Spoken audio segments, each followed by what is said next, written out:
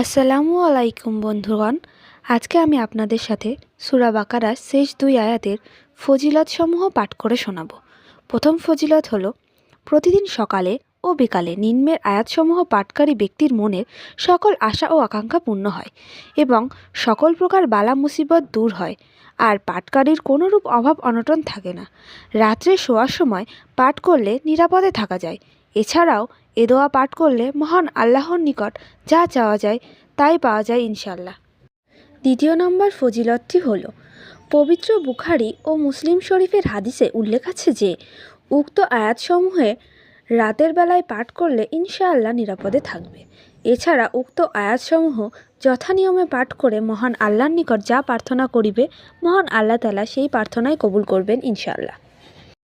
তৃতীয় নম্বর ফজিলতটি হল যে উক্ত আয়াতে কারিমা আরশের নিচে